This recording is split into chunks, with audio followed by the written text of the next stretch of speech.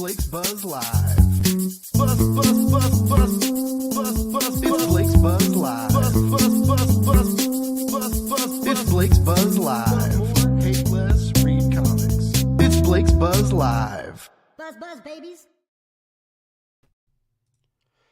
Buzz, buzz, babies, and welcome to a special episode of Blake's Buzz Live. It's Thursday night. I'm with me is a friend of the show, friend of me. One of my first interviews from another podcast many years ago. Mr. Dave Dwonch is here in the house.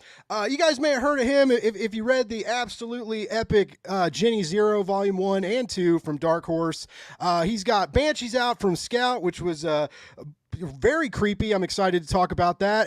And he is at the best. He's on a bestseller Amazon list right now with Astroneer from Titan Comics, which we're going to talk about tonight as well. How you feeling tonight, baby?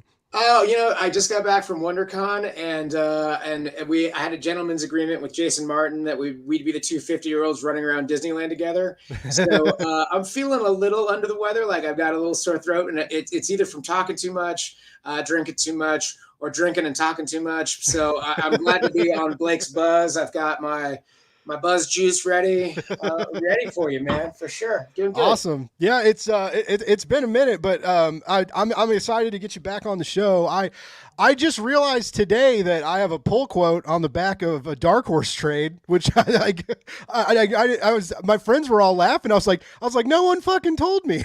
I was like, those pull quotes get you into all the sex parties. Wait, we were talking about an all ages book. I should probably clean up my act for you. Oh yeah, today. no, that's I'm gonna say fuck 1,000 times probably. I don't know, that's how I talk. I always tell people that too when they come on. I'm like, hey, I'm really glad you got this all ages book, but like kids don't watch this show, but. Like someone pointed out to me the other day, they were like, yeah, but when you're getting older. I was like, yeah, cool. Thanks for reminding me. And they were like, but your audience, like people have kids, they can buy, the kids play video games. They can buy these for their kids. I was like, okay, well, yeah, cool. I can say what I want then. Thanks for reminding me. Yeah. They don't need to hear you. All they need is to learn about it through osmosis, right? They need the parents to figure this stuff out, right? Now, this is, Is this one of the first times you've written something that like isn't your own IP, like kind of like working in somebody else's toy box? It's weird, dude. So yes, but then a year ago I did that Mind Palace thing, which was like a web comic that I did about Brian Fuller, and I wrote all of his characters into it and learned how to speak in Brian Fuller's many voices, and then. Prior to that, it was really weird. Like I am not a jock. I'm not a sports person, but for some reason, I kept getting all them sports gigs. Like whenever a comic needed to be made, they would always throw me at it. And so I've written for the UFC, the NFL. I've worked like adjacently with the NBA on some animation. Oh wow.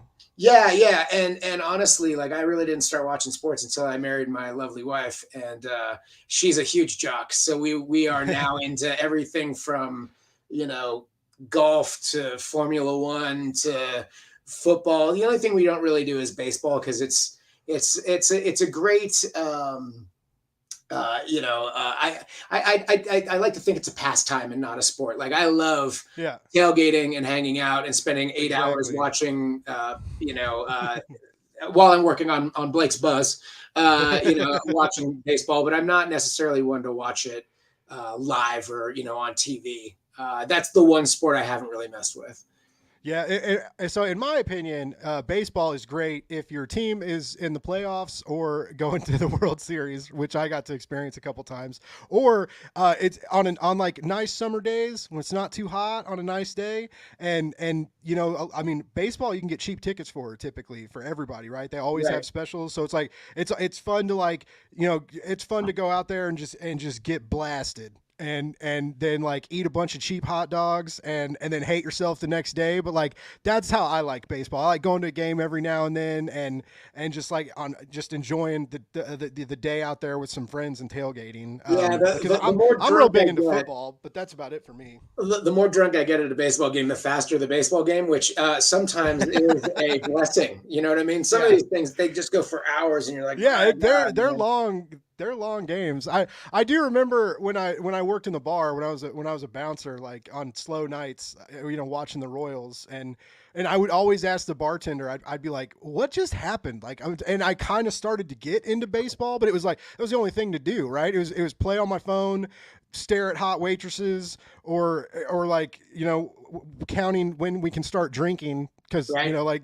and so you can't when you work till 4 o'clock in the morning, you can't start drinking too early because you can run into some issues as the night lingers on. Yeah. So. Last call should not be wake up call, right? For work. Exactly. Oh, yeah, for sure. Yeah. Shout out to John Westoff. Thanks for tuning in, baby. But yeah, I'm with you. I'm picky on sports. But I was raised a Chiefs fan. I'll die a Chiefs fan. And I do love, and now that we have like a very proficient football team, it's a lot different than it was like growing up when it was just heartache and sadness. I mean, you basically like I'm born and raised in the Bay Area, and we were blessed with the teams, right? I mean, there's so much legacy there, right? It's like you got the Niners, you got the Giants, you had the Raiders, and then basketball, you had the Warriors. We can skip over the times when the Warriors were terrible, but you basically have, Steph Curry with a hand cannon, for a quarterback. You got a guy that just like improvises like nobody else. I was unapologetically a Raider fan, but I'm like, man, Derek Carr can't improvise at all. If a play's busted, it's busted. That's it. And he just throws it away, right? Like your guy is just like, I'm not giving up until the ball's out of my hand and in a receiver's hand, He's great. He might, until he had his kids, I kind of didn't know if he was human or not. I thought he might be like an android or like an alien, but he apparently does have human DNA that he can pass on genetically. So I'm assuming he's that doesn't mean shit. The verdict is still suspect here. He is a football robot. I mean, Tom Brady is the biggest of all of the robots, right? I mean, he let his marriage. Well, I don't want to talk crap about marriages or whatever. I've been divorced, but yeah, man, he's married to Giselle. What is going on? Like, you can't make that work, buddy. Yeah, I feel like if I was married to a supermodel, I would do anything possible to keep that relationship alive.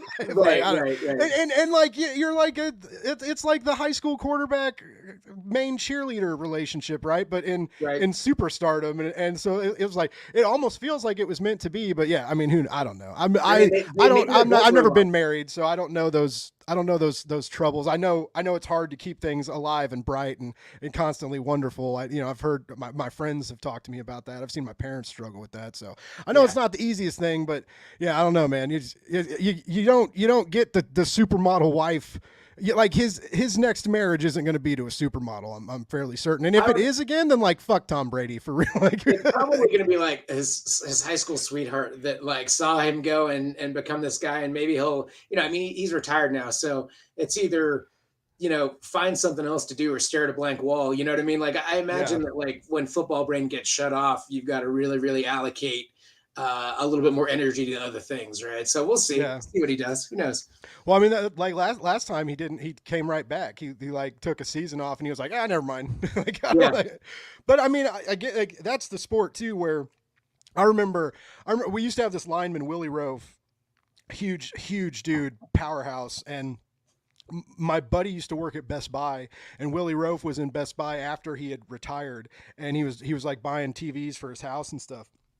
And my buddy said he could barely walk. Like he was like walking him through the TV section, answering questions, and like had to keep stopping so that Willie could like catch up with him. Just cause like his body just did not work like it used to. And so like, I appreciate, football players for that kind of sacrifice, but yeah, I mean, you can only play that game for so long until it really does break you. So that's the weird deal about it. So, I mean, I'm not the biggest Tom Brady fan. I respect him, but I kind of, I would hate to see somebody like, like that's like a bummer to see like these sports icons, like borderline crippled, just from like playing this game that they love. And I mean, I know they get millions and millions of dollars for it, but I mean, still, man, that's a hard life, right? When you go from like top tier athlete to, you can barely walk anymore, man. That's crazy. Oh yeah, man. I can't remember what team it was. We were watching it on was, New Year's, where that one guy took that really bad hit and he was on the ground for like, like his heart stopped and everyone's like, this guy's going to die. Yeah. And you're the like, Buffalo player. Yeah. Yeah. That's like the risk that you run, right? Every second you're out there on that field, man. Like,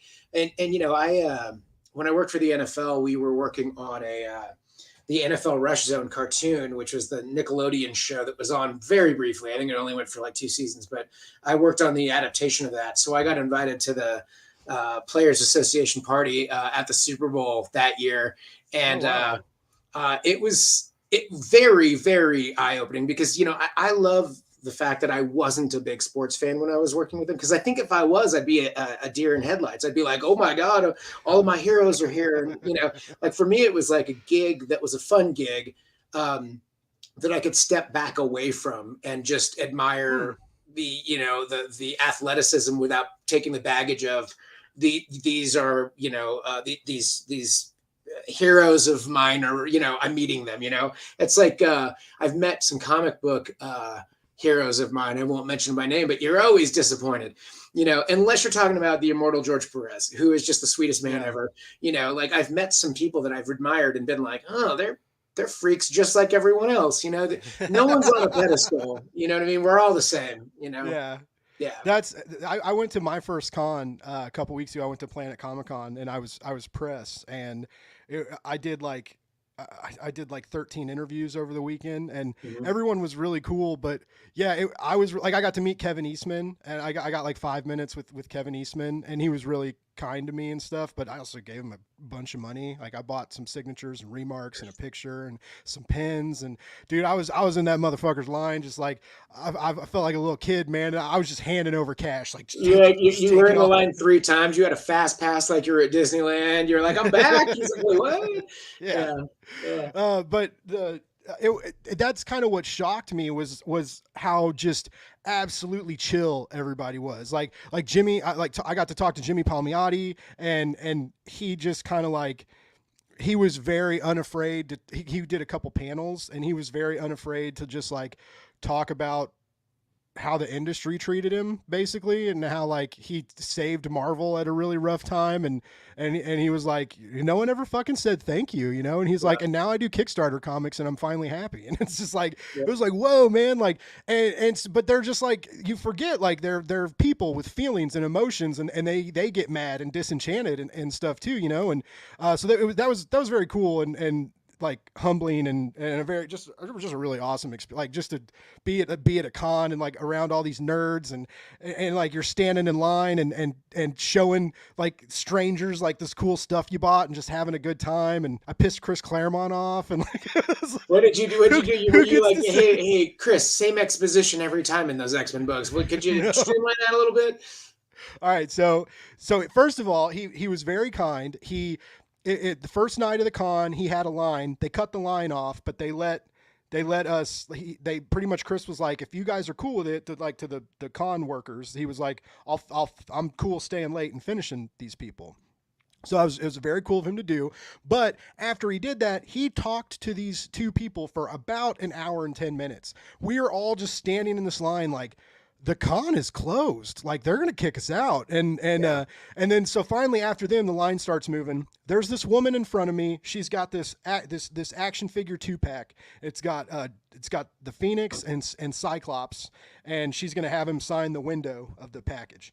And she gets up there, and Chris is talking to her about, how Scott and Jean relationship, what it meant to him and stuff. And she was like, yeah, they're great together. But she was like, I was always a fan of Scott of Jean and Logan. Like I always liked that will they, won't they? And I thought they were good together. And Chris was like, yeah, it just was never really meant to be. And I'm right there. Right. And so me and my fucking loud mouth, I go, well, in the Krakoan age right now, they're all having sex together on the moon. And he fucking turns and looks at me with like fire in his eyes. Right. And he's like, he rolls his eyes so hard, his whole head is just like, the Krakoan age. And I was like, uh-oh. And he was like, that writer needs to get a life. And he just like, apparently does not like Jonathan Hickman. Wow. At all. I have to say, I personally really, really, really liked that run. I've did got too, the art covers yeah. behind me, and it's so inventive and yet pays a lot of respect to what happened before. Like, Yeah. yeah, that's all you can hope for, man. In my opinion, is and you know, it's what gets people's panties in a bunch, right?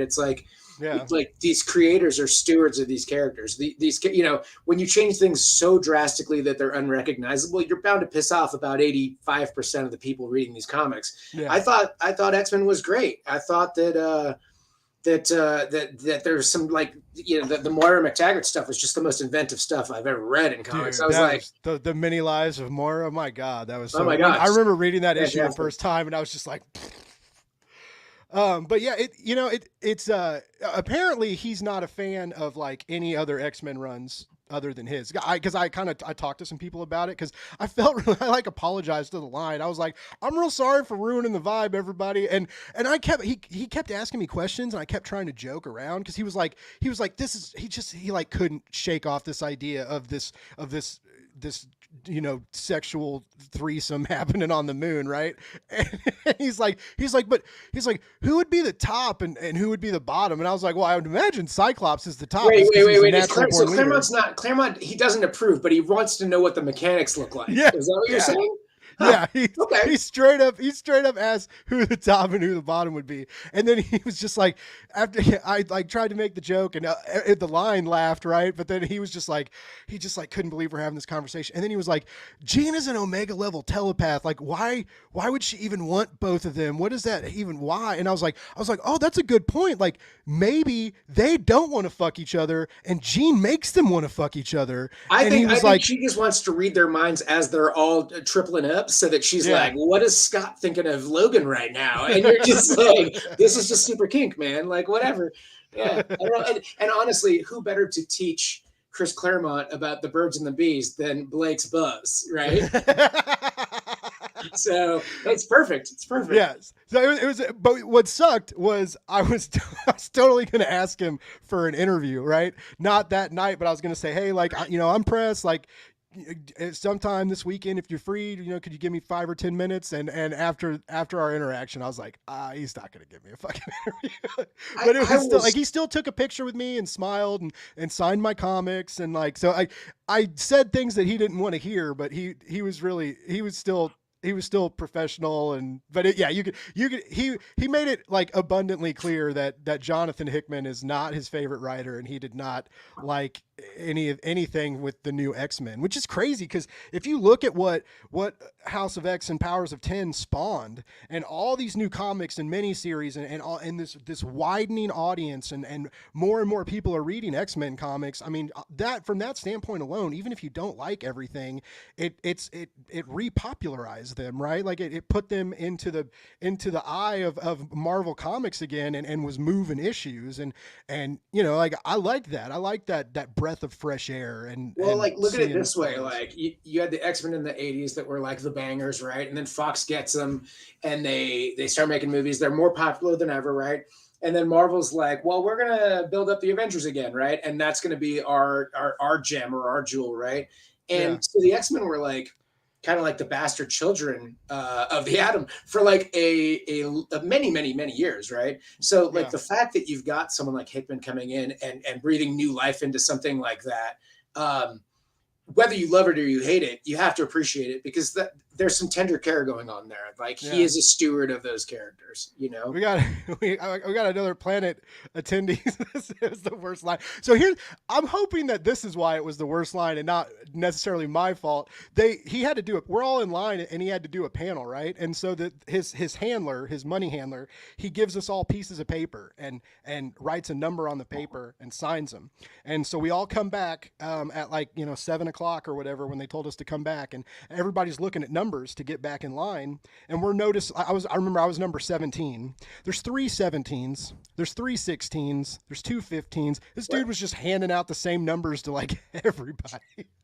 Oh my God. So like the whole number system was a clusterfuck. But I mean, yeah, we all ended up making it through and got our Chris Claremont signatures and pictures and then finally got to go home after a long Friday first con day. So that was an interesting way to end my Friday. But I also like, the first at first when I first got there, man, I was like deer in the headlights. I didn't know what to do. I didn't know where to go. I was kind of wandering around. When I first got in, Jimmy Palmiotti and David Mack and Garth Ennis, none of them had lines, and so I was in the con for like 10 minutes and spent $130 on remarks, and I was like, oh no, I was like, oh, I can't be spending $130 an hour. I don't have that kind of money. It was cool, man. But Jared's like, yeah, but I got to meet you, and that's all. Did you hand him a number? Like, hell no, you're number 16. You're times 3. Jeez, you celebrity, you. Yeah, that's one of the.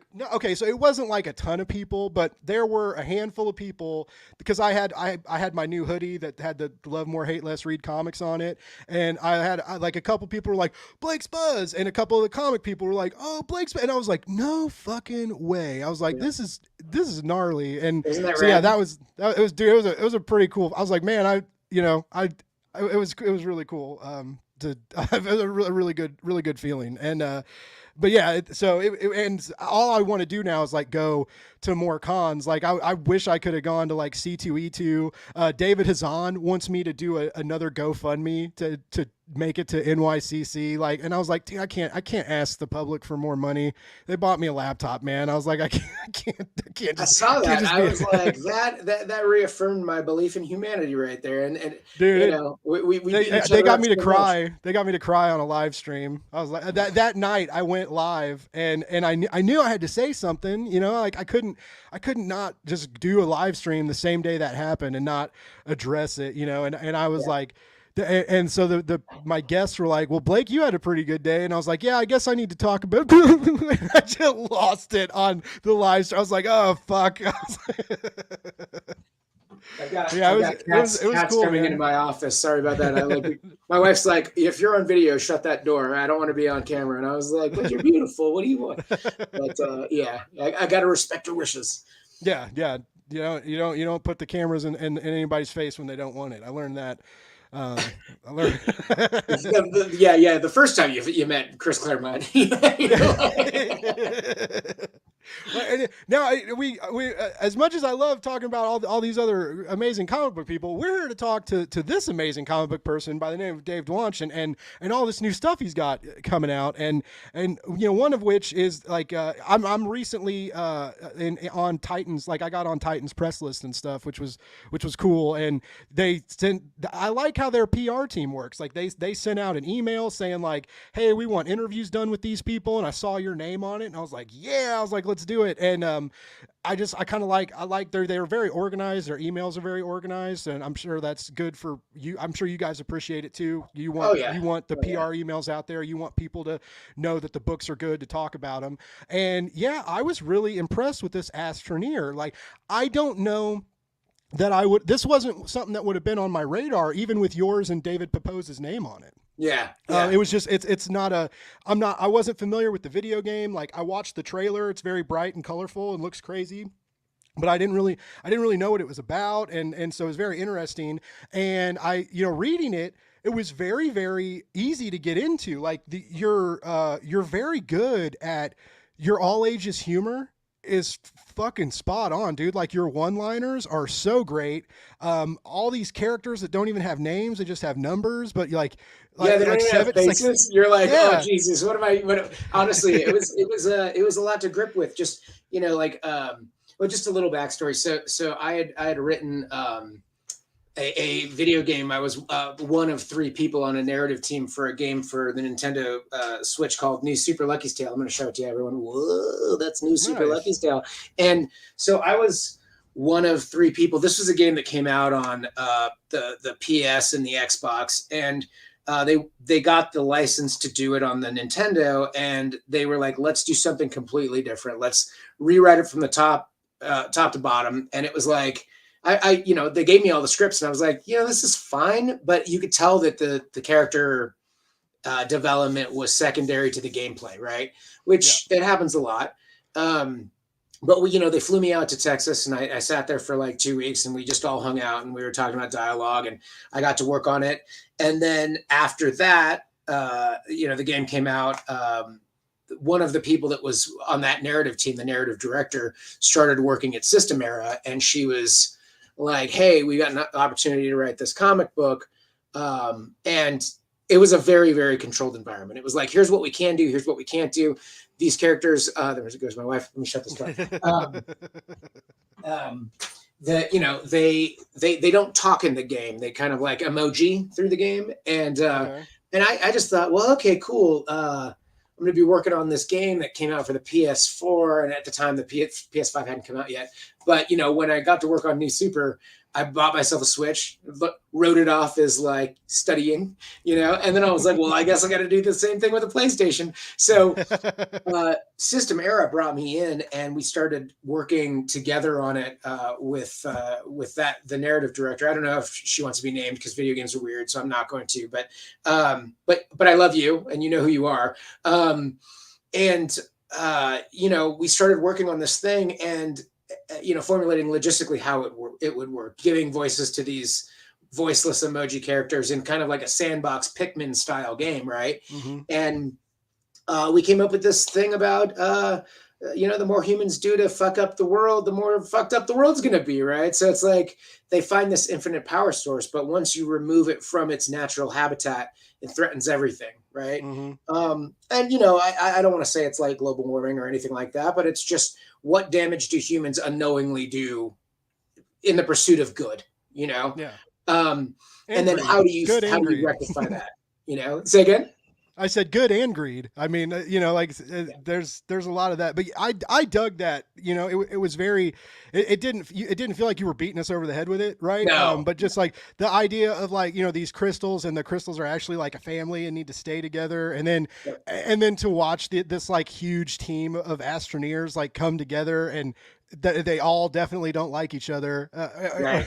Like not everybody's 7 and 8, right? Like seven right. and 8. I love that relationship of 7 and 8. That was beautiful. And the fucking oatmeal. Oh my God. Like I just. Oh yeah. The oatmeal is like my thing. Like I was like, oh, it's just so warm, and like a bathtub full of oatmeal when you go into this weird pocket dimension, right? Like.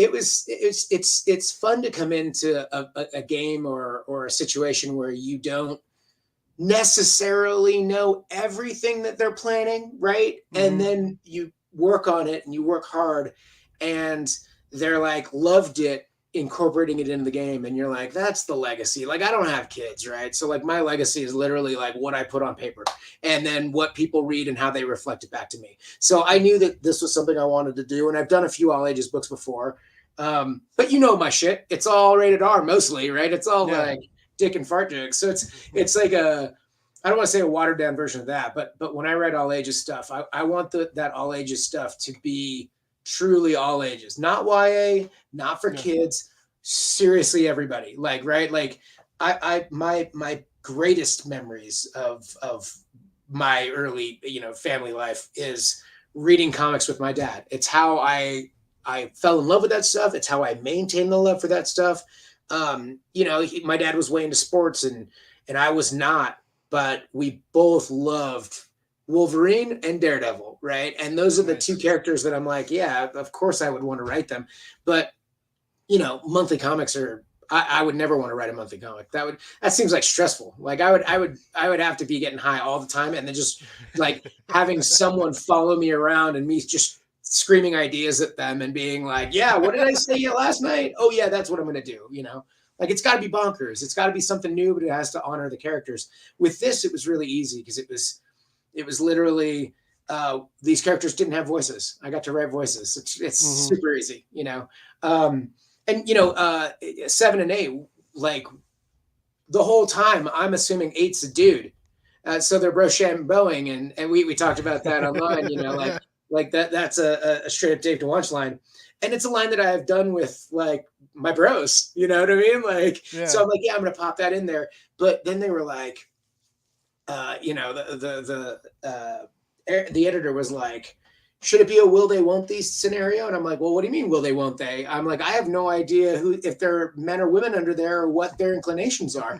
And they're like, let's leave it open. Let's leave it like pretty nebulous there and just let it be what it is. And it really is like, a love story between two people that, one wanted desperately to connect to anything and anyone and got his greatest wish and his worst curse at the same time. It's a pretty fun layered book for a kid's book, Yeah. And I think that's what's going to make it successful. When I woke up this morning and saw Pepos's we're number one thing, I was like, what are you talking about? We're number one on Amazon right now. How is that even a thing? Yeah, man.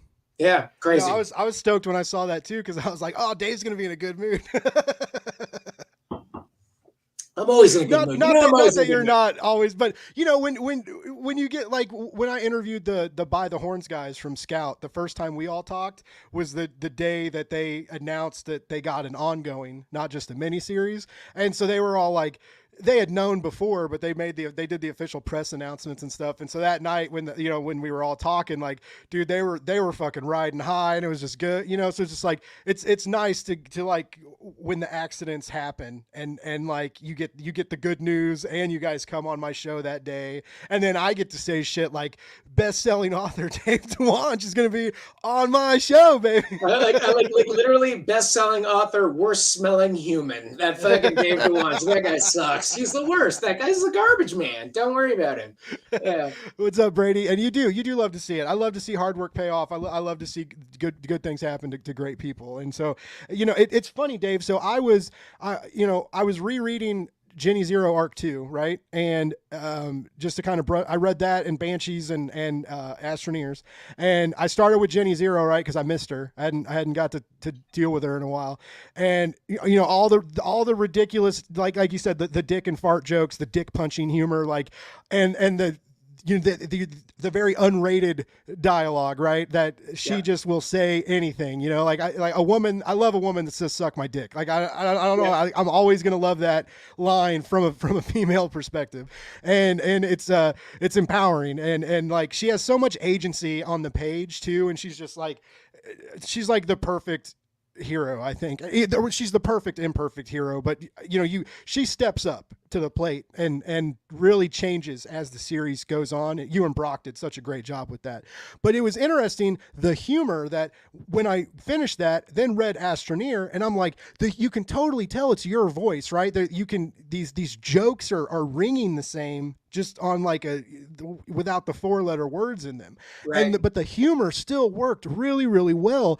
And I was like, was that a tricky deal to pay off, like on your end, like when you're used to being able to say whatever you want? And you and Brock have a good relationship too, like when you guys do your back and forth and each, like, you each fuck with the script in your own way and come together to tell the story. And whereas I know you had help, with like a guide for this narrative, but like, you didn't have like a true writing partner, but you still had that tone and all the jokes still landed, but you had to be careful to keep it that all ages humor, right? That lands for the younglings, the middlings, and the oldlings, right? Like I felt like that might've been hard to pull off. No, no. It was like, honestly, I've dipped well, no, I'm not going to say it. I was about to be like, I dip my dick in those all ages books all the time. No, I mean, I really do. I've written so many of them that ultimately at the end of the day, if you know your characters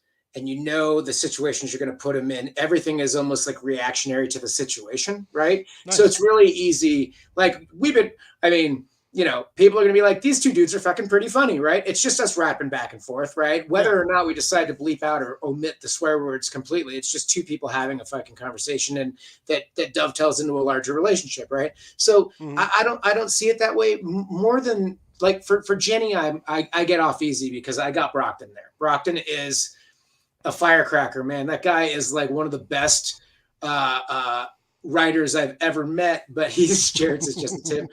Look, you can tip me anytime, but not like that. You can throw it on my Patreon, brother. But I would say that like Brockton, he goes over the top, and I am like, I'm going to instill a little bit of heart in here. So anytime you see any of that like sweet relationship stuff, especially with Dana, it's me talking to Brockton about our relationship. And anytime Brockton is writing Jenny, it's his relationship with me. So you can tell that we have a wild time every time that we're together, but we really do rein each other in, because like he'll go way over the top. And then I'm like, what about that joke, Zinger? And he's like, yeah, that's better. And then I'll just come in behind. And then when it comes to the heartfelt stuff, he's like, I think we could stick the landing on this if we just did that one thing. And I'm like, oh, cool. So that ending for volume 2, it's like, how deep do we want to go? How bad do we want it to be next time we revisit these characters? And I just started writing volume 3. Yes.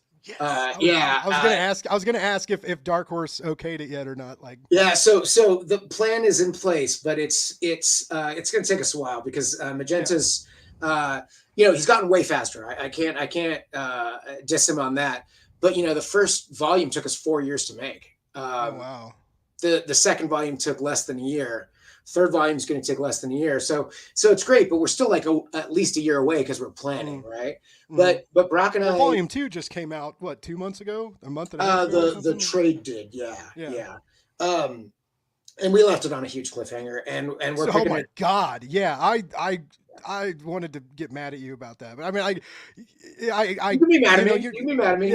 That's good. I mean, it was great. Like it was great, but just like, and so I'm reading it digitally, and I was pretty sure it was 4 issues, right? But when you're reading it digitally, you don't have like that stack of pages in your right hand, right? To where you can tell like, oh, this is almost over or not, unless you like tap it and look at the page count, which I don't do. And so like I'm flipping, and then I'm like, oh fuck, and then I'm flipping and it's done, and I was like, God damn it, Dave! Like I was just like, I said like that out loud. My dog looked up at me like, what is your problem? And I'm like, shut up, Bruce, real shit's going on.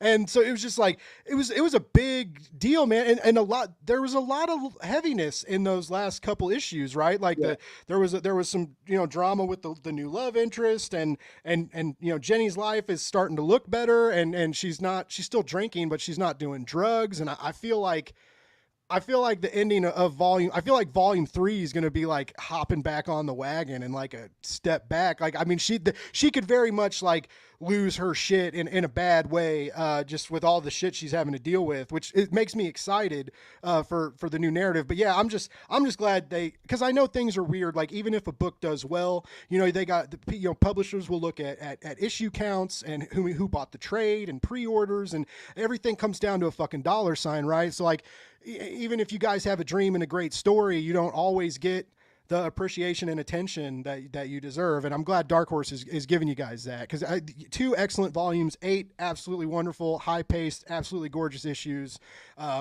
Like everybody should buy the trades. You should definitely buy the volume 2 trade, because I have a pull quote on the back of it. And if you get volume 2, you might as well get volume 1, because it's not going to make any fucking sense. So you may as well buy both. Just saying. But yeah, it's so great, and I'm excited. If I got to wait a year, if I got to wait 2 years, man, like as long as I know it's coming in the future, I'm excited. Well, and like the thing, I'm not to spoil it, but we were very intentional with the ending of volume 2, where they're falling out of that plane. I was like, I want this to be the most epic fail of all time. I want it to be something where you're like, she's trying as hard as she possibly can to be the hero that she needs to be, but she's also weightless, plummeting to death from a fucking exploded plane, and she's reaching out a giant hand to a tiny person and barely gets there in time, and then you don't really know. Anyway, so I don't want to spoil it, but volume 3, to your point, it's like it may be a step backwards as far as Jenny and her mental state, but I also have to understand that the tragedies of the past are going to make her hyper focused on the vengeance of the future, and that's going to make it very, very interesting. It's going to make for a different kind of character that. You've seen Jenny at her highest, her lowest, her most thankful, her most regretful, and now you've got someone that's just like angry, like I'm gonna fucking kill everybody. Yeah. So not that I want to compare it to John Wick or any of the Wicks, because they're fantastic, and what you can do in a comic book is not what you can do in on celluloid or whatever.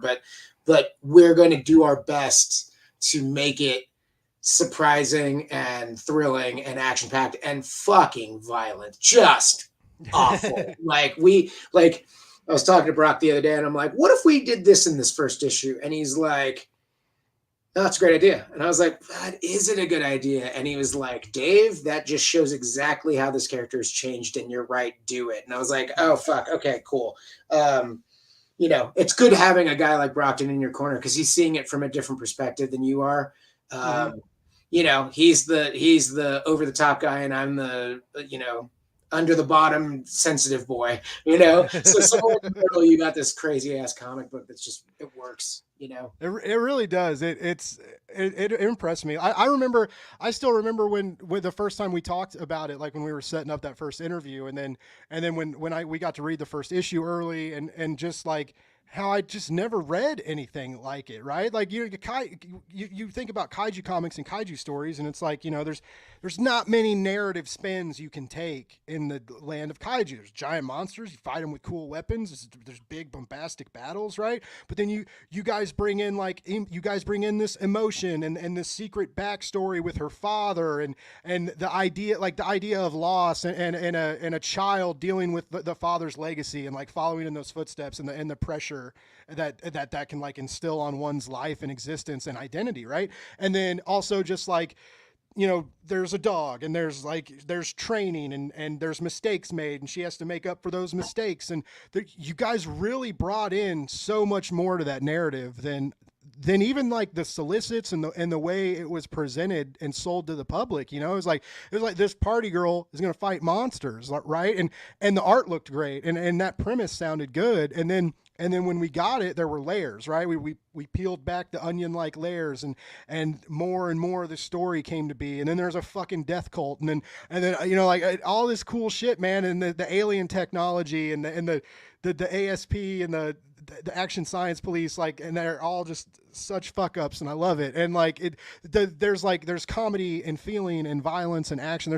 You guys brought so much to the table, and like I can't explain like how really just great it was to experience that. Even like knowing what happened and reading volume 2 again, just to kind of think about stuff to talk about. I was like, man, fuck, this book is good. Like, you know, and it's just, I love Dark Horse, like better and better and better as it goes on too. Yeah. I will say this. I just looked down, and no one knows this, but I'm going to tell you and the listeners, watchers, I'm writing a fucking Jenny Zero video game right now.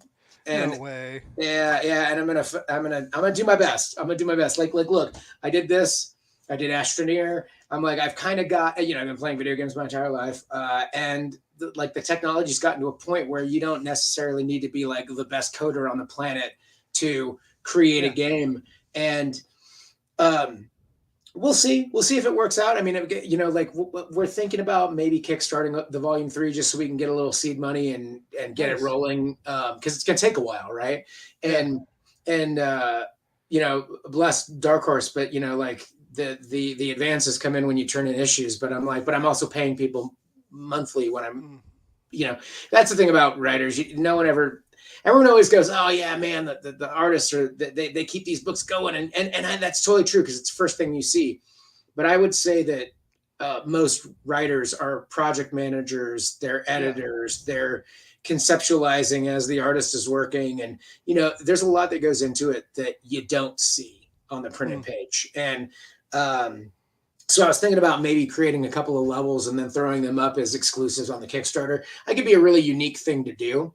Yeah, I mean, like level 1, it's Battle with the Remoras from volume 1. It's just like her running through LA killing things, you know. I mean, and every level would be an issue of the book, and that's kind of, you know, where I want to go with it. And then I've added levels that flesh out the backstory for, you know, Jenny traveling through the Himalayas and stuff like that, where you don't get to see it. You like, we jump from one scene to the next. And I'm like, well, there's a whole lot that I don't show there, because comics are an economical way of telling stories. You're not necessarily, unless you have 12 issues like Watchmen, going to be able to like put everything you want into 22 pages. There's always going to be something on the cutting room floor that you're like, fuck, I wish I had that, you know?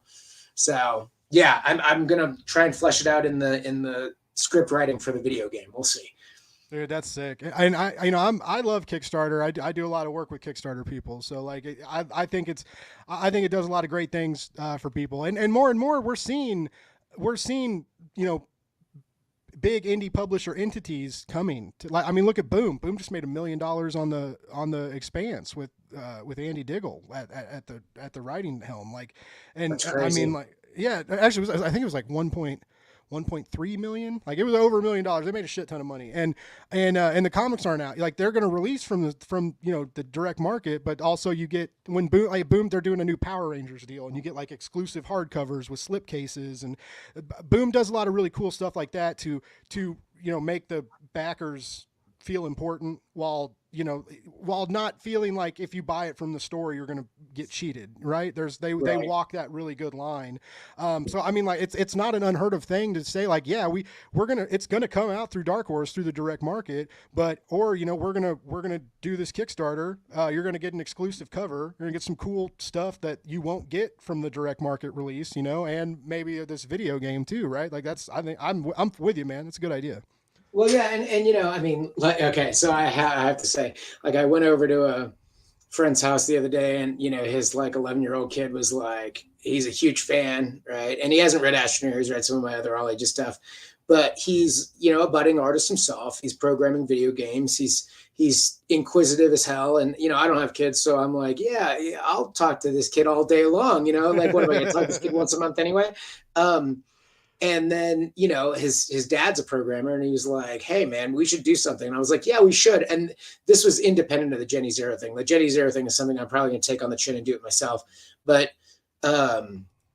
yeah, I mean, when you see kids that are inquisitive like that, you have to nurture it. And that's why I loved working on Vamplets. I had a young lady come up to me at the convention at WonderCon this last weekend. She's like 19. That book came out like 10 years ago. And she's like, I went to college because of you. And I was like, what are you talking about? She's like, I'm in art school because of you. And then she showed me your stuff. And I was like, wow, you're really, really freaking good. Like, if I can inspire people like that, I mean, look, man, there's 100,000 reasons to not pick up a pencil and draw. You know what I mean? If I can give you one good reason, then I'm doing my job, Yeah. Definitely. That's what I hope Astroneer is, to be honest. I really do. Like, most of my stuff's rated R, and it's for people like us that are a little bit older, seasoned comic vets, But I like dipping my toe back into all ages whenever I can, Yeah. Just for that reason. I hear there's pretty good money in it too, right? All ages and children's narratives. I mean, there's a definite pay bump and a wider audience and people that are more willing to drop. Like, book sales are better, basically, is what I've heard in that genre. Well, I mean, this and again, this is the first time I've gone direct to trade and seen that response on Amazon. Like, what are you talking about? I'm like, I can say #1 bestseller. You said it earlier, and I'll joke about it all day long. That, like, no way. Okay, cool. I'll just keep doing it then. I guess I'm doing something right. Yeah. Yeah. How is it? Did you like working with Titan? They seem like a cool company. Well, what's crazy is we started production on this book. By the time it got to Titan, it was done. Like, the System Era, the video game company, they hired me to do this, and then I put the team together. Like, they had an artist that dropped out, and then I was already working on another project with someone, or with Xenia Pamphil, who's a lovely person, fantastic. I've known her for years. We did a book called Mishka and the Sea Devil back in the Action Lab days before that all went to shit. And so she and I have had this relationship forever, and we were working on this other book. And she, the other artist dropped out, and I'm like, well, I've got an artist that could do this, right? And we did, and it was great. But now she's just like, now she's working in video games too, and she doesn't have time to draw monthly comic books like that. So unfortunately, I gave up my artist for a project that I knew she'd be great at for the sake of the project. And now we're not working together on my project anymore because she's too busy. Bummer. So yeah, it was a bitter pill to swallow. But I mean, if this is the response that people are giving us, then job well done. You know what I mean? Right decision, I guess. Who knows? Yeah. I mean, that's still. I mean, that's. I like that you're a good guy, right? I mean, there's a lot of pricks in the world, right? So it's like if you can sacrifice some of your own wants, to help propel someone else into a good. And plus, it's comics need a little help right now, right? Like especially indie comics is a weird environment right now. There's money issues, people aren't getting paid, books are going into hiatus, and it's stressful. So like if you can. Well, I know maybe that does make you a prick if you help throw somebody into that clusterfuck. I don't know. Well, yeah, I mean, you got to really, really want to be in comics to be in comics. Yeah, exactly. I think that's on the creator, right? Yeah. Like, how badly do you want to, dude? I've been in this industry for since 2005 was my first published work, right? Wow. So we're coming up on 20 years, and for the first, 18 years of it, I'm relatively in it, and I'm not saying I'm well known now at all, but I can say that every time I'm on a panel and people say, "What's your advice?" I'm like, have a solid head, because you're going to be pounding that wall with your head for as many years as it takes, and I always say, like, there's 5 levels of success, and fortune and fame is the last one, or even it's not even on the list. It's like 6, yeah. right? It's literally like getting out there and doing it is the one thing that is the advice. And then having a tough enough head and a strong enough heart to get through that wall. And if you can't get through that wall, you gave it everything that you had. And I tell everyone, I'm just starting to see cracks in the wall where my head is hitting the wall, right? It ain't, I'm not done. You know what I mean? Yeah. Rick Remender said something similarly. I saw a clip someone was passing around, I think on Instagram, and he basically was like, comics. He said something very, very similar. He's like, you have to live and breathe and bleed this. If you can't, it's not a half measure. He was like, you have to, if you don't think about comics every day, if you don't think about writing comics every day, and when you're thinking about writing comics and you're telling yourself, like, this couldn't be a short story, this couldn't be a movie, this couldn't be a cartoon, it has to be a comic book. It's the only way that my story can succeed and fulfill my vision. He was like, unless you think like that, comic books are not for you. And I was like, and it really made sense, like, because it was like, damn, man, because there's a lot of disenchantment around, and it's like, that quote, comics will break your heart, and it does and will, and it's there's a lot of risks and minimal rewards, and like you said, the rewards don't come until many years later, oftentimes, for people, even if you're doing great work, right? If you may not be recognized for it or appreciated for it until way down the line. And that bums me out. Like, that's the one bummer of all of this that I do. The more and more I learn about the industry is its unfairness and the weird way it treats the people that keep it alive. It's very, it's a very weird industry in that sense. And I see a lot of that now, and I hear people to say stuff, but it also makes it powerful, because even when that disenchantment arises and when it weighs heavy on your shoulders, and a lot of you guys and gals and theys will still pick yourselves up and look in the face of adversity and say, fuck you, I'm here to stay. And you dig your heels into the dirt, right? And you write those scripts and you draw those pictures and you fight for what you believe in. And that's one of the things that I think makes comic books magical in these weird times right now for indie comics and these financial concerns across all of publishing, really. And it's empowering to see creatives like stand their ground, fight for what they believe in, and fight to tell these stories.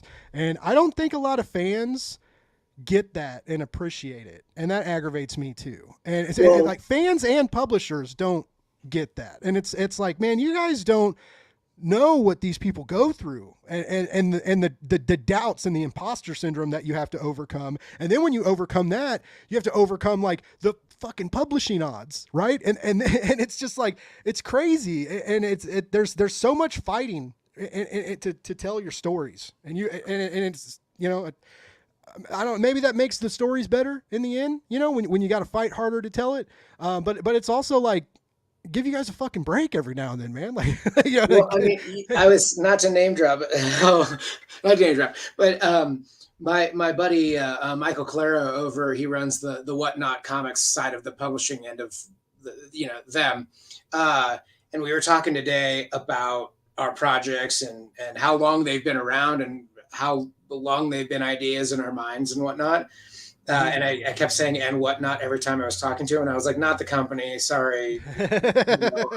Anyway, it's like whatchamacallit, that old fucking commercial. But we were talking about it, and I'm like, "Look, man, you believe in your work, you put yourself out there. If it doesn't happen the first time, if through politics, through budgets, through whatever, you're going to find a way to make it happen, because the only way to succeed in comics is to persevere.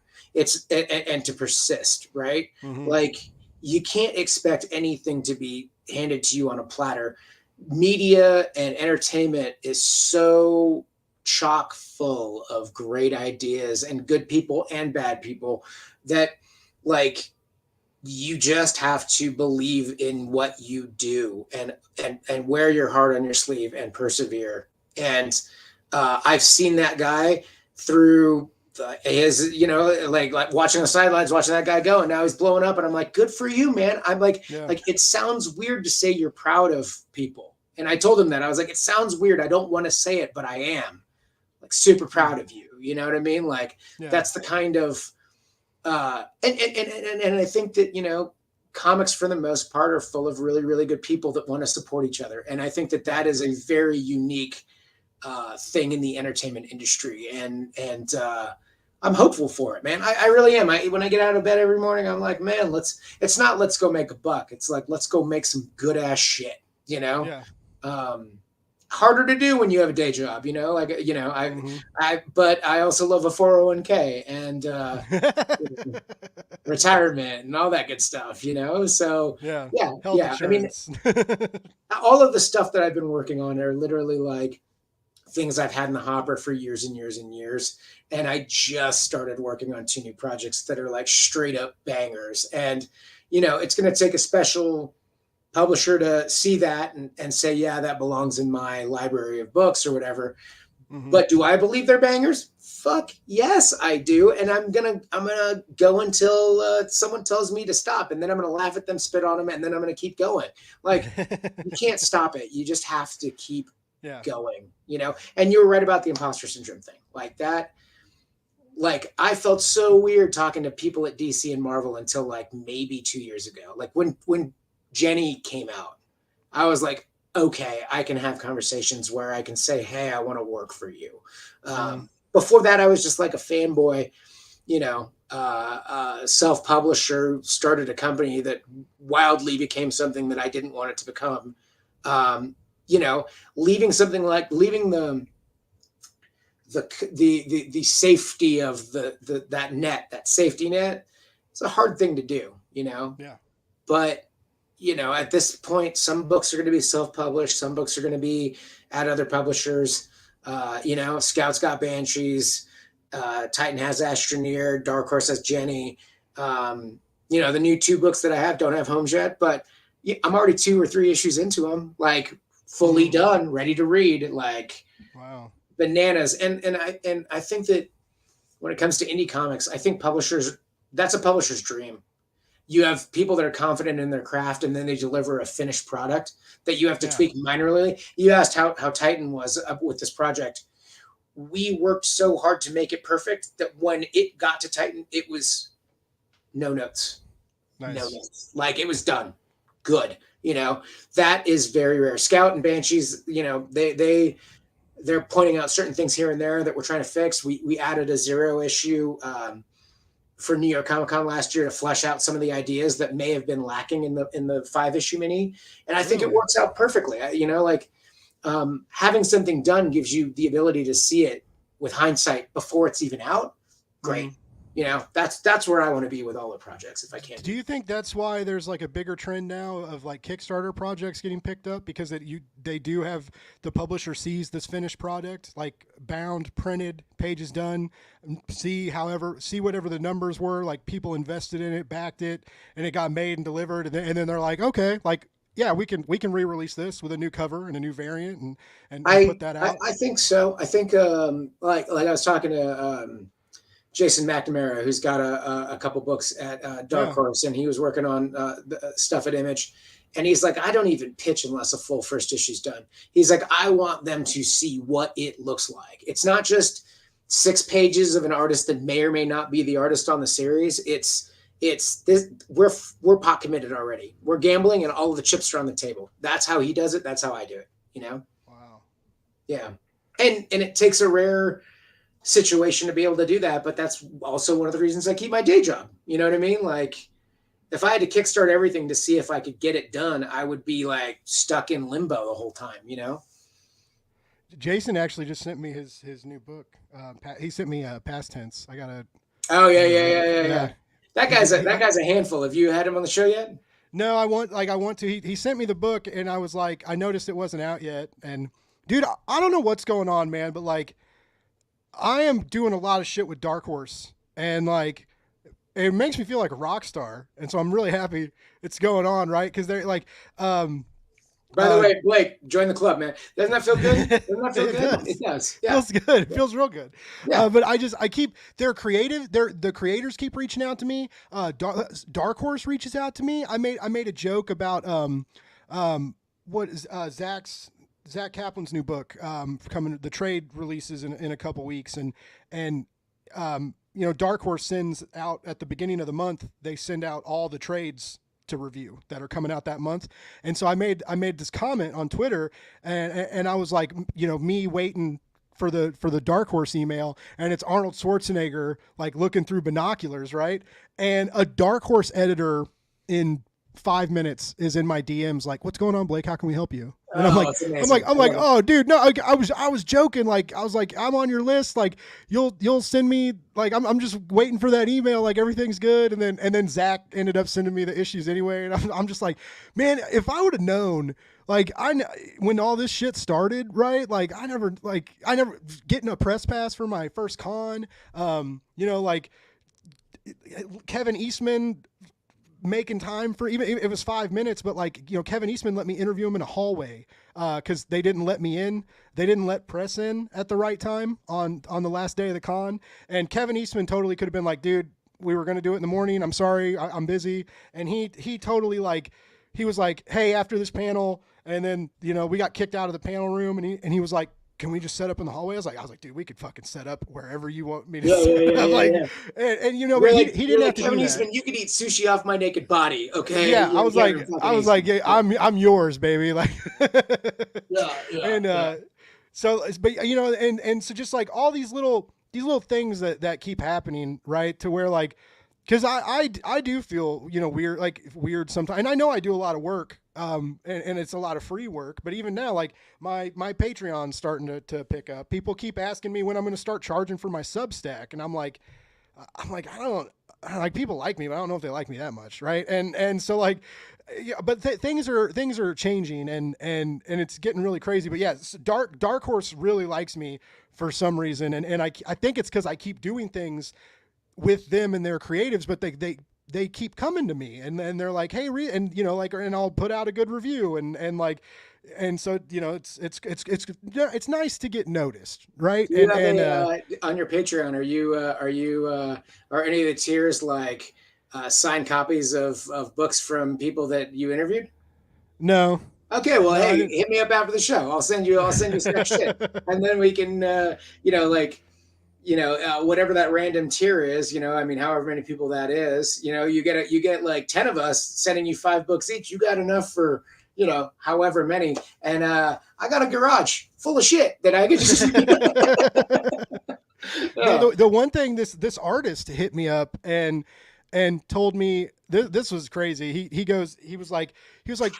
Because right now, it was just $3 a month to like help, and I did that because I had tiers for like a newsletter and bonus episodes, and I quickly found out that like I do a lot of shit, and then trying to do more like with a day job, and like I just wasn't able to do it, and like the Catholic guilt came in, and like, you know, people are paying extra money for this content I'm not releasing, and so I changed the Patreon to just $3 a month. Help me keep the lights on. You know, appreciate the help. I'll post on here when I have time and kind of feel like it. And, you know, now I'm unemployed, and so I'm able to do a lot more. And any source of income is greatly appreciated. Sure. And so, but this artist came up to me that I met at the con, and he goes, you know, if you had like a tier that was like $50 a month for like a creator shout out and like, you know, something like that where you help get eyes on my work, I'd pay for that right now. He was like, you should do that. I'll sign up. So actually, that's a really good idea. Yeah. You and I, like honestly, you know, I had a podcast for the longest time, and I took it down because it was just four dickheads being dickheads. And then, you know, you do that in a time where humor is clearly identified as humor, and then you say some crazy shit, and then you're like, fast forward 15, 20 years, and you're like, wow, that would get me blackballed, even though it is clearly you can't a joke. say that anymore. So I took that shit down, but like, now I'm like, oh, we should just do animated shorts on the best gags that we had because it's so funny, really funny. But like, we were getting like, you know, 100,000 downloads on every episode, and then if you counted how many incremental people were catching up, we're getting like 1 million downloads a month, and that's insane. I couldn't figure out a way to monetize it because we got in on it too late. It's just like then everyone started doing podcasts, and then it's like, well, I don't really necessarily want to be like, and sponsored by, you know, Depends, because these four guys definitely pissed their pants, you know, like I didn't want to do that. So like we kind of just got in on it, and it's like, unless you treat it like a business, it'll never be a business, right? Yeah. It's just fun and fun money, right? So I'm 100% behind. I mean, you're already branding yourself like so well. You know, that Patreon could be something that, you know, you monetize in a larger way. I mean, obviously it's, you know, it's Patreon, so I don't know, you know, unless you're like some famous ass artist, you're not going to be making all of your money on it, right? Yeah. But well, I made the joke on Twitter the other day. I was like, if 980 more people sign up for my Patreon, like, I would be making more money than I did at the job I quit, right? And I could do I was like, I could make it rain content, and it was said it as a joke, and it's insane to say, right? But there were several people who came up to me, including the HR person from the job I quit. Like when I had to go in and turn in my laptop and stuff because we were all working from home, and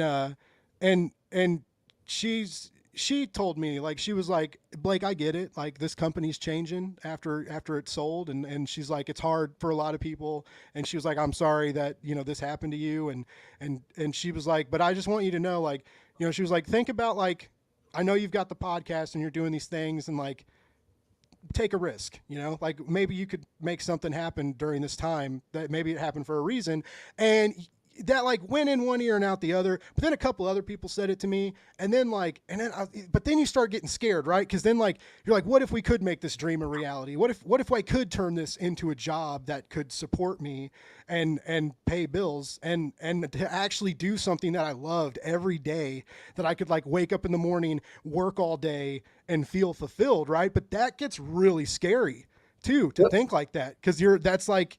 Then like when your dream is like getting close, maybe not within reach, but getting closer, and you can like visualize things start to happen. Like that's kind of it's exciting, and it's also really, really terrifying, because when you know the letdown, you know, like you got to like prepare yourself for possible success and most likely semi-failure, not total failure, right? Like you can always bounce back and try something new. But yeah, anyway, so like it's been a weird month and a half, and because also time flies by insanely fast when you're unemployed. Like, what the fuck? I was like, oh, I got time, and then all of a sudden like a month went by, right? And then I was like, oh, I got enough money for about another month, and then like, and now it's like, and that was like 2 months ago, and I'm just like, holy shit! Like, you blink, and then it's just like I've been unemployed for 2 months, which is crazy, and because like, I've never done that before. I've never been unemployed that long, and so it's exciting and terrifying, and I don't know, but things are starting to go well. Like I'm getting bigger guests. You know, Brock is coming back on the show in May with. Oh, tell him I said fuck you, because he told me. Wait, hold on a second. I hate to derail you, but this motherfucker said that I was like, hey bro, we should be working on this, that, the other thing. And he was like, I was like, hey, why don't you write something, pitch it, I'll get it made somewhere, right? And he's like, Dave, I only want to write comics with you. I don't want to do anything. Comics are not my thing. I make movies now, blah, blah, blah, blah, blah. And then last week I saw the Venditti McKinney announcement where he's doing Savage Squad at Dark Horse. And I'm like, this guy, he lied to me. He's still making comics. He's a liar, this guy. Aren't you guys like all really tight though? Like him and Rob are like. No. I'm just fucking with him. Like honestly though, like when I said that, I was like, oh look, Venditti and McKinney are doing a book. I told my wife, and she's like, didn't he say he only wanted to work with you? And I was just like, yeah, I do feel cheated on a little bit. So you tell him Dave said that. I will. I'll clip this. I'll clip this and play it when they're all on. Yeah, good. No, a message from Dave from the past. Click. Fuck you. No, but I actually really, really love Robert, and I love Brockton. Obviously, I love Brockton, but people don't know I know Venditti as well, and I know him. I thought you guys were all pretty tight. Yeah, well, they're super duper tight, and I'm I'm the guy that gets to hang out with these two rock stars when I'm out and about. I'm like the short round, and they're the Indiana Jones. That's the way that shit works out. But now you know what you got to do now. You have to do something with Rob later without Brock. You gotta go to Rob and pitch it and be like, don't you say a thing to Brock. That would be amazing. That would be like the best thing ever. Yeah, for sure. But it would probably be really fucking good because like I like all of you guys write well, and you all know how to write with other people too. And so and they've been quietly working on stuff together for a long time. Like they've been pitching screenplays and working on stuff like that. And honestly, I wouldn't be surprised if Savage Squad was one of their ideas for a screenplay that they were just like, let's go make this thing. But yeah, I mean, both lovely ass dudes. They couldn't be more different, and it's probably what makes their relationship and their comics so special. Is play that to them afterwards. Be like, Dave said this. He also said, that you guys are awesome. Fuck you guys. Actually, I love them both, and they're so talented. Yeah, they're great. They're great. I wish I got to see Robert more, but they're fairly. They're more local to each other than I am, and they'll go off and go hang out in a cabin for a weekend and just drink whiskey and fucking write. And I'm just like, how jealous am I? So jealous. Oh man, that would be that'd be awesome. Yeah. I just drink whiskey and live stream. That sounds way better. But I'll say this though, the Patreon tier, if you do want to do like a 20 a month, just put it out there. Anyone want to sign any books for Blake to send? I'll send you 10 books tomorrow. And I'll be the start. But if you're getting all those guests, and you have people that are commenting on the episodes and also Patreon, people, if they're commenting favorably on that episode, you could be like, and here's that book. You know what I mean? Like that kind of thing.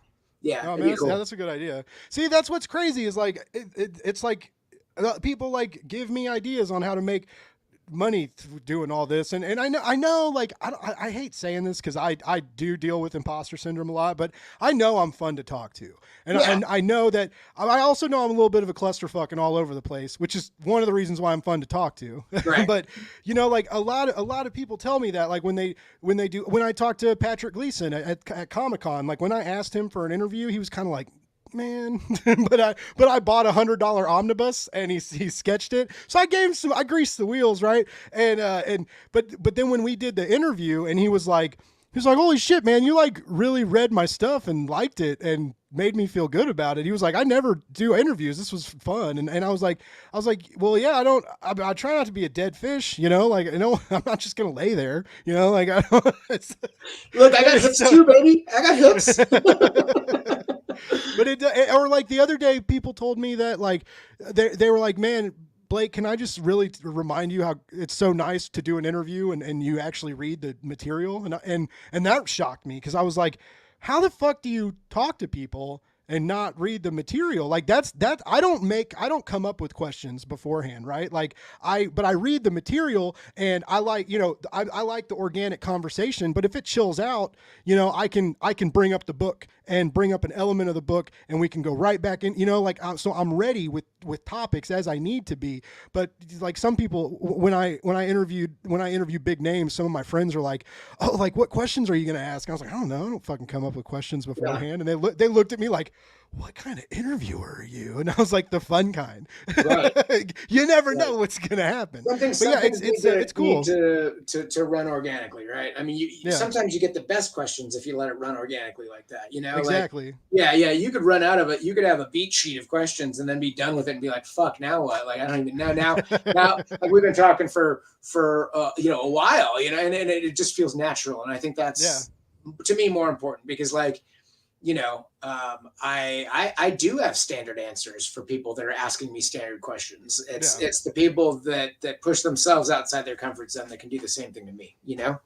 Yeah, so exactly. it works out, man, for sure. And I think that's what people want to listen to as well. Like yeah, a lot of people that watch my show, they're obviously into comics, right? They want to learn about the comics, but like people tell me all the time, like it's cool that you guys, you talk about the product, but then you talk about life, you talk about random shit, and then like aspects of the industry we never thought of, and like that makes me feel good that I'm just like I'm not giving these cookie cutter questions for cookie cutter answers, right? Like we're having fun, but I mean, dude, that's what for many years I got tipped out to make people laugh and stuff in a bar. I also got paid to get punched in the face and drag people out when shit hit the fan. But like, I quickly learned that you get to know these personalities and these regulars that take real good care of you, right? And even when you're having a bad night, even when you're tired, even when you don't want to be there, you put on a fucking happy face and you make these people laugh and you make their night a little better, and then they fucking pay you for it, right? And I'm not saying like Blake's Buzz is necessarily like that, but I learned how to kiss the right amount of ass and to make people feel special and important, but to not feel it didn't never got weird, right? Like it was, but I like, I know how to make people feel important enough to stay engaged. And oftentimes when I'm talking to you guys, it's easy because you guys make, I've been very, very lucky, and I've yet to have someone who really made me struggle to talk to and to like have an organic conversation. Like I feel like it's going to happen one day. Like one day I'm going to have someone. You've been very lucky, Blake. Okay. Cause there's a lot of us that are like not ready for prime time. You know what I mean? We're like, I don't know. I got really good at it mainly because of my podcast, right? I think that's the training that you need if you're going to be out there projecting out to people. And do it with some level of confidence or humor. And not to say it needs to be rehearsed, but it definitely doesn't hurt to be comfortable in your own skin, Exactly. And a lot of what you were saying, it is very true of comic books too, right? It's like, you have to understand that you're getting paid to entertain people, to make people laugh, and sometimes you do get punched in the face, but are you not entertained? Now I just want to, now we got to go. I got to watch Gladiator now. Well, you started talking about cookie cutting and I was like, man, now I'm hungry. I'm like, I know dinner time's coming, but I did want to say, shout out to, we didn't really get to it, but Scout and Banshees and my co-creators there, Riccardo Ficini and Jessica Balboni, who is fantastic. It's a beautiful and terrifying book. Like it gets worse. I mean, better. I feel like it. No, I feel like it because it takes the serial killer mechanic and puts a supernatural spin on it. Right. That the end of that first issue, man, when you don't really know if she's dreaming or not. And even if she is dreaming, what a great like nightmare-esque scenario to put it starts off so hopeful, like she's going away to college and she's not getting a throwaway degree, right? She's gonna master in psychology. She's real fucking smart. She's got the whole world ahead of her, right?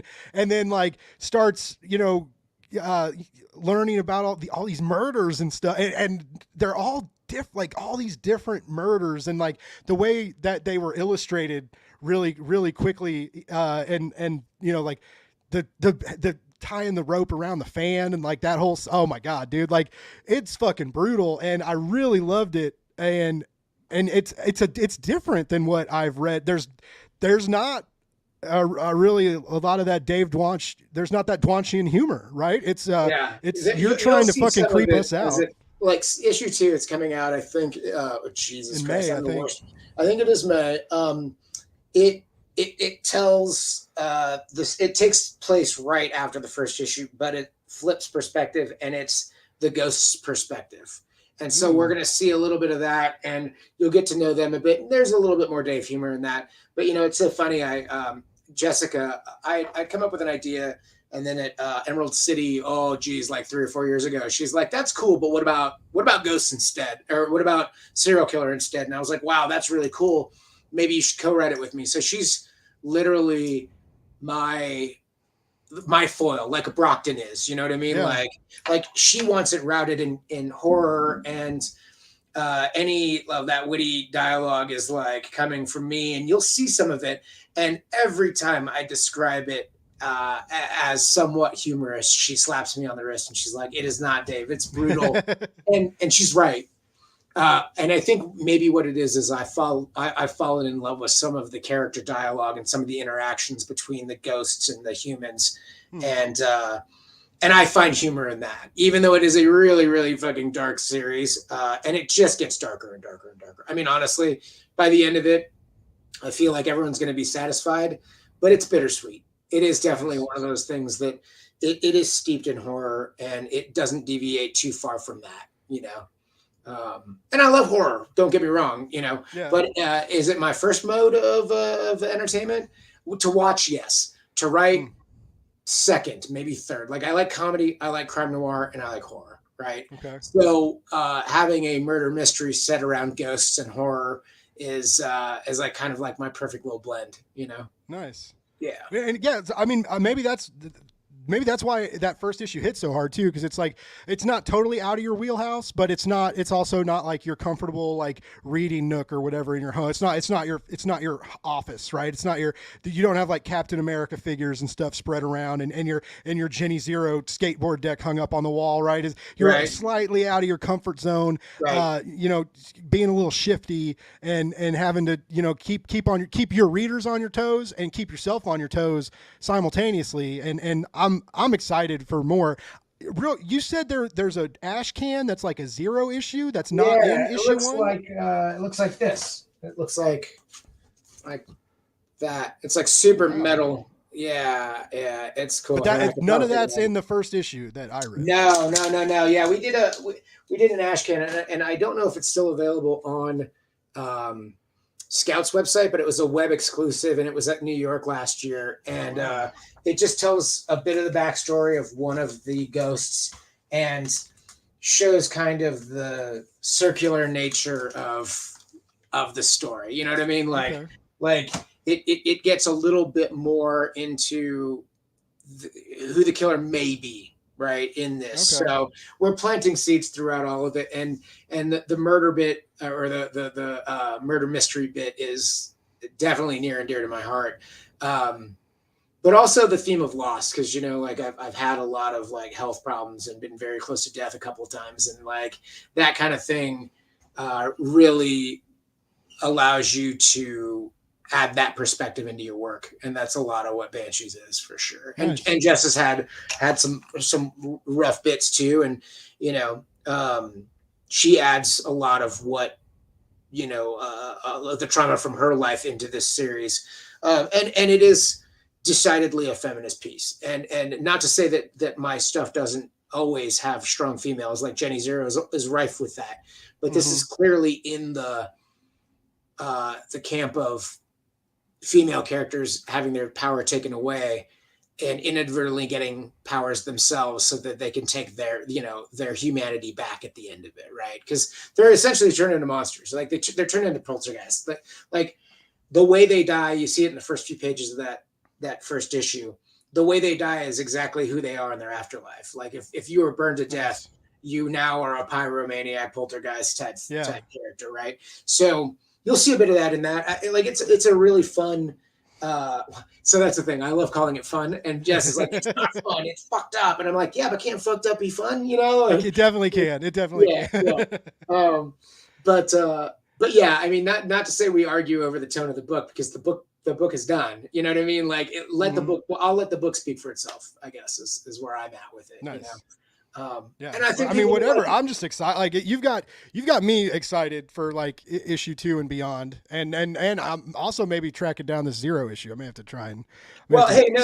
I'm gonna put a care package together. I'll send you a couple. You can throw them on your Patreon too. I'll send you like right. 2 or 3 of them, and then yeah. Some lucky listener or viewer can get a copy too on your Patreon when that happens. Nice.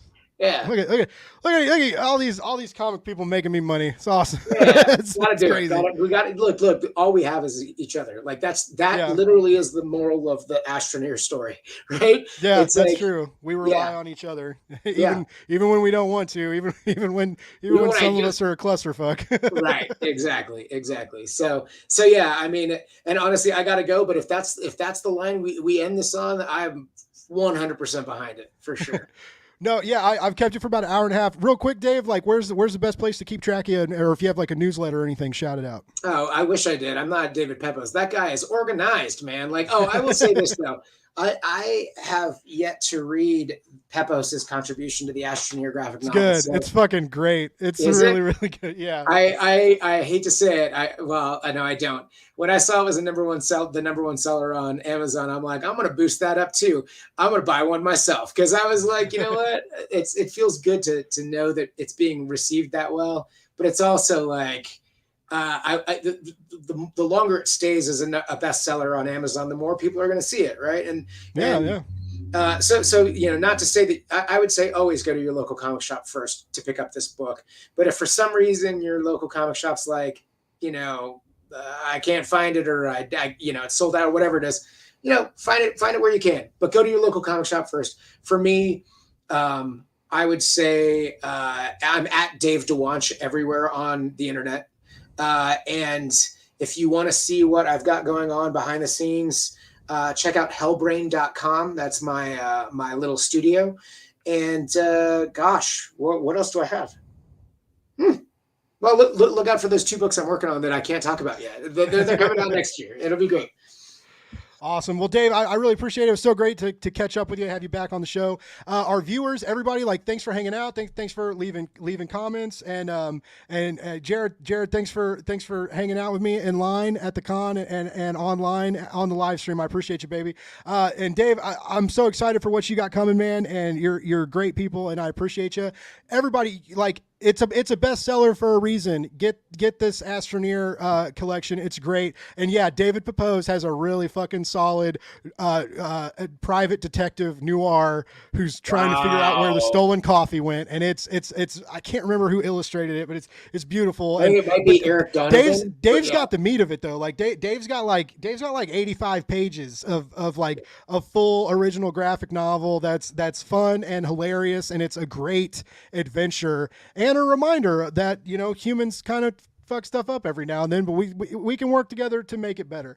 And yeah, snag Banshees is amazing, and Jenny Zero volume 1 and 2 is readily available for you right now. And if you don't have them already, shame on you, and you need to fix that problem, because that is some amazing comic booking that I'll never be able to praise well enough, because you and Brock did so good on that, and Magenta King is the art is like nothing I've ever seen. It's very, very special. So yeah, get you some Dwonch narratives in your life, on your shelves, in your brain.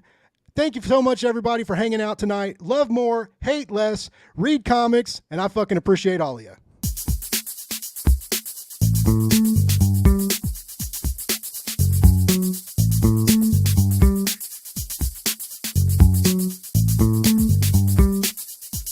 It's Blake's Buzz Live.